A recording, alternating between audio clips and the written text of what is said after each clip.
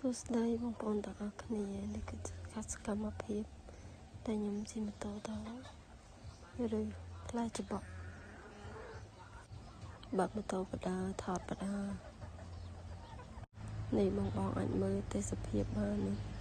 ថាផ្លូវខ្សាច់ផងនេះផងហើយជិះម៉ូតូតែ2-3នាក់ទេ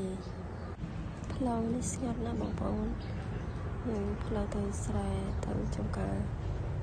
មើលទេសភាពបានសត្វដប់សត្វព្រៃហើយតែខ្សាច់ក៏ច្រើនវីដេអូនោះមានន័យទេមានថាថតពីសកម្មភាពផ្លូវដែលយើងជិះទៅរូបច្បក់ហ្នឹងឯងថតច្រើនតិចហើយបងប្អូនដោយសារតែផ្លូវយើងរៀងឆ្ងាយដែរមើលអាចមើលបានបងប្អូននេះមើលតែសាច់ថតផងជិះម៉ូតូល្អិលពេញហ្នឹងឯងត្រឹមតែដល់គឺដួល2-3ដងបងប្អូនមើលនេះសិតតែខ្សាច់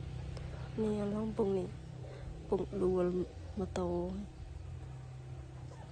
ចាបងប្អូនតិចដល់កន្លែងដែលយើងត្រូវទៅរកផ្លែច្បក់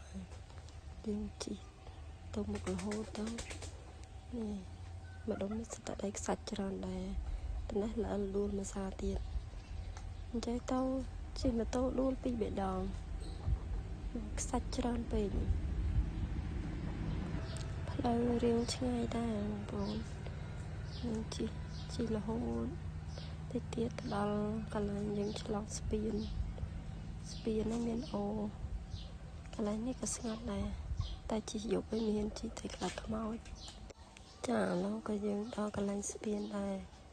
យើងបានឆ្លងស្ពានហើយតិចទៀតក៏យើងទៅដល់